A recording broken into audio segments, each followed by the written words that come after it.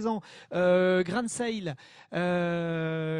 qui nous rejoint. Pendant ce temps-là, il y a les petits, voilà, les allers-retours dans la salle entre les ateliers, la salle principale. Il y a également les conférences étudiantes qui ont démarré cet après-midi. Bienvenue. Donc alors, tac, je te laisse te saisir du micro. On est ensemble pour 10 minutes. Grand Sail, entreprise emblématique morlaisienne. Hein, on va parler café, chocolat et on va parler de la place du digital. Donc, merci beaucoup et je lance le chrono pour 10 minutes. Parfait. Bonjour tout le monde. Donc, je vois à peine mes levées de main qui connaît, ou plutôt qui ne connaît pas Grand Sail. Bon, ça va. Donc, public conquis, très bien, merci. Je ne sais plus si tu as beaucoup de slides ou pas, mais non, pas voilà, des masses, pas des voilà, masses. ok. En pointant vers la gauche normalement et ça devrait avancer. Il y a eu un problème sur la police. Bon, c'est pas grave. Ouais, c'est pas grave. Donc, je voulais parler aujourd'hui de. Si vous connaissez bien Grand Sail, évidemment, on est un projet qui est très, j'ai envie de dire, utiliser un mot anglais, experiential, donc expérientiel. À travers le navire notamment. Donc la partie maritime chez nous est très importante, bien sûr. Et donc, comme je dis souvent, c'est le challenge d'embarquer figurativement et parfois même, si on peut, littéralement, les personnes à bord de notre navire. Donc, c'est vrai que comment est-ce qu'on arrive à traduire ça à travers l'expérience du digital, puisque, en fin de compte, on a place à bord pour 4 marins, place à bord pour jusqu'à 50 tonnes de marchandises, mais évidemment, la plupart du temps, le navire est en navigation et le reste du temps, c'est plutôt accès restreint, de par voilà, la spécificité d'un navire. Donc, le challenge, c'est de réussir à embarquer à travers le digital. Et donc, on ne va pas vraiment parler du storytelling sur le digital. Donc ça, c'est juste un petit peu l'historique de l'entreprise. Je ne vais pas refaire tout ça, c'est juste pour que vous ayez quelques notions.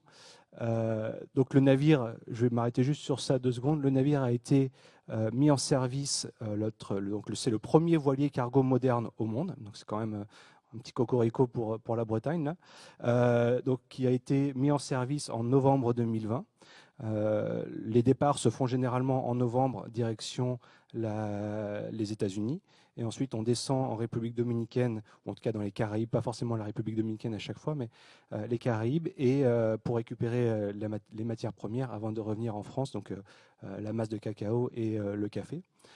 Et donc, le prochain départ, là, est le mois prochain. Donc, on est dans les clous. Et juste pour préciser, peut-être, le navire n'est jamais à vide, puisque à l'aller, il emmène également d'autres choses de direction le Caraïbe, hein, c'est ça? Exactement, exactement. Donc, on exporte du vin et on est en train d'élargir à d'autres clients externes qu'à Grand Sail.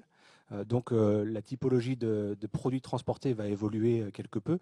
On va dire qu'on va rester assez généralement dans l'agroalimentaire, ou plutôt l'alimentaire et les vins et spiritueux, et également maintenant des ouvertures sur du textile, de la maroquinerie et d'autres produits, on va dire, à forte valeur ajoutée. Donc il y a de la demande pour ça. On va à New York, et entre New York et la République dominicaine, on fait un projet humanitaire où on transporte du matériel médical pour une association, une ONG en République dominicaine. Si ça marche, je ne sais pas par où je dois... Il est un petit peu capricieux. Pardon. Voilà, par là. Ok. Alors, comme je parle du storytelling, je vais m'attarder juste rapidement sur nos valeurs. En fait, chez Grand Sail, c'est très simple ce que l'on fait. Tout ce que l'on fait est basé sur ces 3 points-là. Donc, c'est le goût avant tout, puisqu'on est une entreprise qui fabrique des chocolats et qui torréfie des cafés. Donc la qualité du produit, évidemment, on travaille les origines et puis l'élaboration des recettes. Ensuite, il y a la notion de l'aventure, symboliquement représentée par le navire. Donc c'est une aventure maritime, bien sûr, mais avant tout une aventure humaine. Et on a vocation à essayer de proposer une autre façon de faire de l'entrepreneuriat, une autre façon de vivre l'entreprise, à travers notamment un projet social assez poussé. Donc peut-être que vous le savez, mais on incorpore par exemple des travailleurs en situation de handicap. Personne n'est au SMIC chez nous. L'écart entre le salaire le plus bas et le plus haut est de 1 à 3. Les actionnaires les salariés sont aussi actionnaires de l'entreprise. Enfin, voilà, il y a plein de choses qu'on essaye de mettre en place, proposer un projet d'entreprise différent. Donc c'est évidemment une aventure d'entreprise. Et finalement, le développement durable, qui pour nous passe évidemment par la dimension écologique. encore une fois représenté en partie par le navire, mais pas que. C'est aussi sur Terre que ça se passe, donc il y a pas mal de choses que l'on met en place sur ça. Le social, je viens de le mentionner, et évidemment l'économique, puisque une entreprise qui n'est pas pérenne économiquement disparaît. Donc il faut réussir à dégager de la marge. Après, la question est qu'est-ce que l'on fait avec cette marge et comment est-ce qu'on la réinvestit. Donc ça, en fait, ce sont les axes sur lesquels on va se focaliser pour notre communication digitale. En fait, ce sont toutes les décisions que l'on prend chez Grand Sail sont basées sur ces 3 points-là. Au niveau du goût, au niveau de l'aventure, au niveau du développement durable, et on essaye de maintenir en équilibre tous ces points-là. Bon, je vais pas. C'était au cas où vous ne connaîtriez pas. Donc, on a des tablettes de chocolat, on a des cafés, et on a actuellement un navire. Donc celui-ci, vous le voyez là, qui est lors de la prise de cette image, c'était à Saint-Malo, lors d'un chargement. Et ça, c'est le prochain voilier cargo qui est actuellement en construction et qui sera livré fin d'année prochaine, qui nous permettra d'augmenter massivement notre capacité de chargement et surtout aussi d'augmenter les capacités, enfin les fréquences de départ. Donc, comme je disais, comment est-ce qu'on réussit à faire embarquer les consommateurs, et j'ai envie de dire les fans de Grand Sail, et réussi à partager le goût de l'aventure. Donc qu'est-ce qu'on a fait? Premièrement, un de nos marins est photographe professionnel. Il a été embauché parce qu'il est aussi photographe professionnel. Ce qui fait qu'à bord, il est équipé avec des GoPro, avec des drones, avec iPhone 13 Pro, avec caméra Sony, etc. Et il a un super appareil photo professionnel avec plusieurs objectifs. Donc, ce qui fait qu'on est capable de récupérer de l'image de très haute qualité, donc photo et vidéo. Et donc tout ça, c'est pour nourrir notre présence digitale.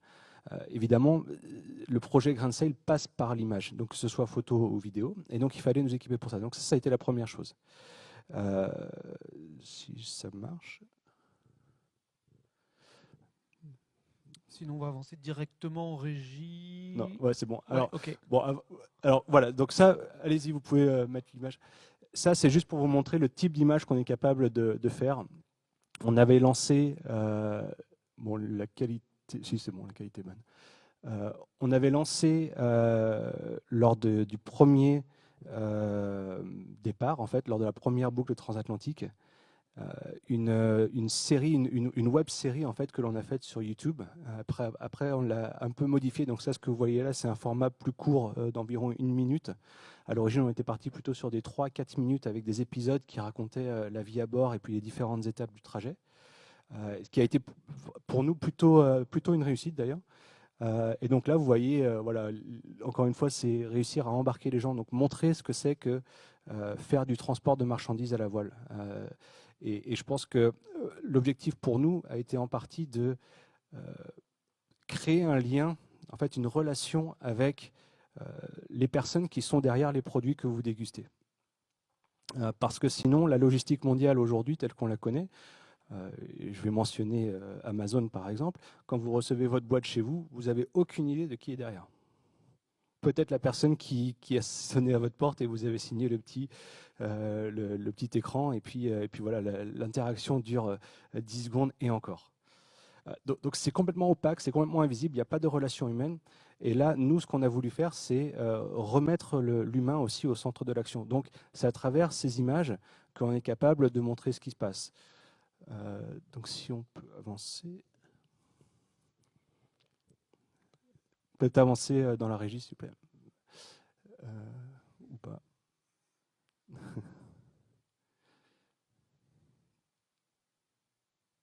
Voilà. Donc on a effectivement internalisé pas mal de choses. Ça veut dire que toute la présence sur les réseaux sociaux, elle est gérée directement en interne. Donc j'ai une équipe et on fait tout. C'est principalement Facebook, Instagram, LinkedIn et on a une chaîne YouTube. Alors YouTube, on s'en sert, on va dire sporadiquement, plutôt pour des longs épisodes. Évidemment, le site marque. Donc le site Grand Sail tout simplement, qui est conçu plutôt comme un outil de storytelling, même s'il y a un volet e-commerce. L'e-commerce pour nous n'est pas la priorité, c'est plutôt d'utiliser le site pour rediriger des personnes vers des points de vente physiques. Même si voilà, et on est en train de travailler sur l'offre de l'e-shop, mais c'est pas forcément la priorité pour nous. Google, notamment à travers, puisqu'on a des points physiques, à travers les revues et les commentaires lorsque les gens viennent visiter chez nous. Et puis j'utilise évidemment beaucoup toute la gamme on va dire de Google Analytics. Je vous apprends rien, mais bon, faut le mentionner. Et puis après, on fait pas mal de médias spécialisés et notamment conférences et webinaires en ligne. Donc ça, c'est un peu toute notre présence de manière globale en ligne. Et effectivement, comme je disais, les messages clés autour de l'aventure maritime, donc la web série que je mentionnais, tout ce qui peut être photo, et on fournit en fait énormément d'images aux médias. Donc la plupart des vidéos que vous allez voir sur un reportage de TF1 ou sur un reportage d'M6 ou peu importe, c'est souvent nous qui fournissons en fait ces images-là. Tout est en 4K, donc ça c'est très important. Le produit évidemment, donc une des choses que j'avais identifié comme un risque potentiel pour Grain Sail, c'était qu'à travers l'aventure maritime, on oublie un petit peu le produit, et donc il faut réussir à bien associer les deux évidemment, et donc pas oublier, faut pas que Grain Sail soit juste un bateau dans la tête des gens, il faut aussi qu'il y ait des produits derrière et qu'on on va dire encourage un acte d'achat. Et puis en plus on a pas mal de belles choses à raconter, et donc aussi mettre en avant les savoir-faire de ce que l'on fait. Et puis finalement la démarche durable, on a par exemple sur le site une feuille de route qui a été mise en place sur les actions déjà mises en place et celles qui sont à venir. C'est une communication vraiment en transparence. Et ça, c'est très important pour nous. On a un projet d'entreprise qui est, je dis souvent un peu, c'est la boîte de Pandore, parce qu'il y a plein de volets différents, avec une activité terrestre, une activité maritime, avec plein de choses, avec des clients B2C, des clients B2B, etc. Donc c'est assez complexe en fin de compte, même si on est une petite entreprise. C'est à travers le web qu'on est capable, et notamment notre site à nous, qu'on est capable de donner plus d'informations. Et ce qui est intéressant, c'est que quand on regarde les données, par exemple analytiques, certaines pages, et notamment celle du développement durable chez Grain Sail, c'est pas une des pages les plus visitées, mais c'est une des pages où les personnes restent le plus longtemps dessus. Donc en fait, il y a effectivement un besoin d'information. Donc on est capable d'essayer d'orienter les gens et de donner suffisamment d'informations. Donc ça fait partie de tout ce storytelling digital. Et c'est vrai qu'on a des vecteurs de communication et des canaux de communication qui sont différents. Là où, évidemment, en magasin, c'est très compliqué. Alors on fait un petit peu de communication avec notre packaging. Là où dans un article de presse ou un reportage sur un média, on ne contrôle pas la narrative.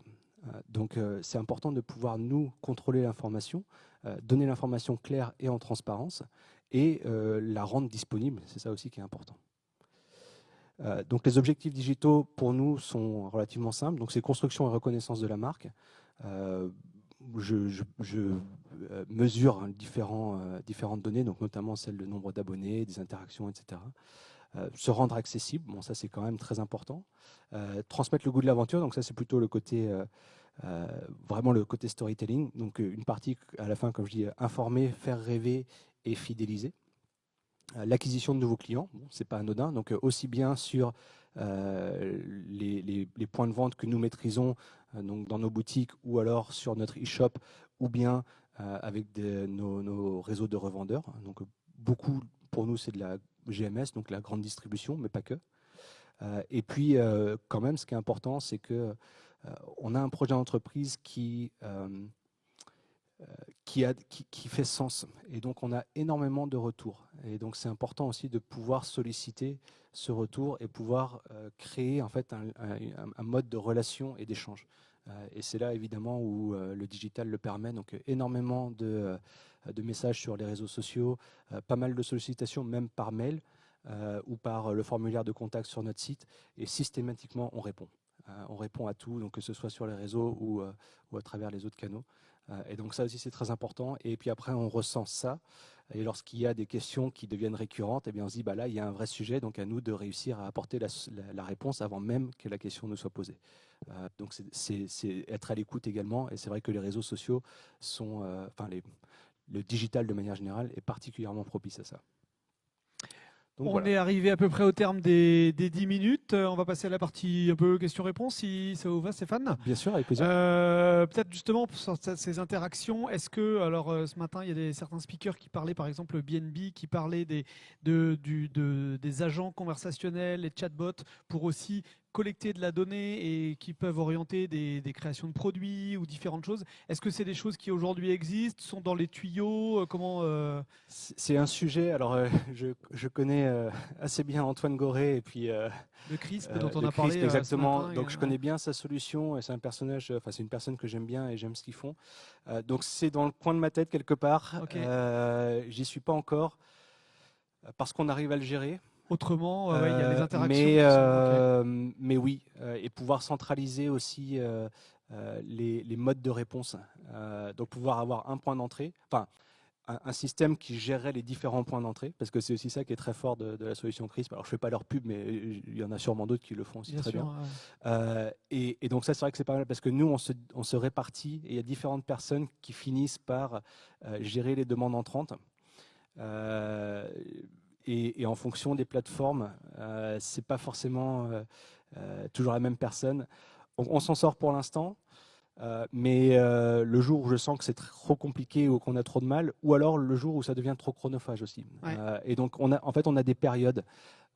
Et il y a des périodes où je suis vraiment en train de me dire il faut que je trouve une autre solution, et puis après le pic passe et on s'en sort. Mais je pense qu'à terme, Ouais, oui, c'est un sujet on va y arriver. Ça, c'est un sujet qui est sur la table de faire après, un peu la converger seule données. question que j'ai, et c'est une question ouverte pour tout le monde, c'est on a, nous, quand je disais se rendre accessible, c'est vraiment nous rendre accessible, nous. Et donc, avec ces outils-là, la seule chose qui me freine un petit peu, c'est cette idée de peut-être avoir une relation un peu plus robotisée, plus automatisée.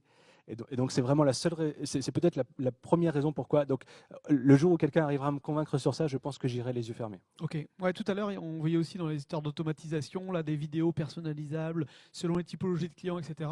Est-ce que sur la notion, je sais pas, parce qu'on parlait pas mal de viralité, etc. La notion d'ambassadeur, de communauté, comment est-ce que c'est quelque chose qui est là aussi et sur lequel vous réfléchissez, qui est déjà actif, ou il y a plein de sujets. Hein. Ouais, alors il y a plein de sujets. J'ai envie de dire que nous, on travaille. Alors on est énormément sollicité pour des demandes de sponsoring. Et la réponse est systématiquement non. Donc si vous avez un projet, la réponse sera non. Par contre, c'est-à-dire qu'on ne fait pas de dons financiers. Moi je dis souvent, j'ai un très gros budget marketing, c'est 2 millions d'euros. C'est le navire. Le problème, c'est que je ne peux pas le dépenser. Donc en fait, comment est-ce que j'utilise des façons de communiquer qui me coûtent très peu d'argent? Et donc c'est ça aussi le gros avantage du digital. Donc ce que l'on fait, c'est qu'on utilise en fait, lorsqu'on a des sollicitations, on va utiliser plutôt le don de produit. Alors c'est peut-être moins intéressant pour vous, et quoique, mais ça nous permet quand même de dire, ben voilà, on peut pas, j'ai pas les moyens de vous soutenir financièrement. Par contre, on veut faire des choses et on va la plupart du temps privilégier tous les projets qui sont attraits à la mer. Donc tout ce qui a un côté maritime. Donc c'est vrai que ça, c'est une communauté que nous, dont on fait partie et donc qu'on veut alimenter. Et puis ça, c'est un petit peu un filtre pour nous. Après, en ligne, on a moins scindé pour l'instant et on a moins ciblé, on va dire. Mais je pense qu'on y arrivera. Super. On va s'arrêter là. Merci beaucoup. Je vous propose évidemment des applaudissements pour Stéphane. Et on va accueillir à présent sur scène des partenaires de l'édition qui auront 1 minute pour valoriser un peu leur expertise.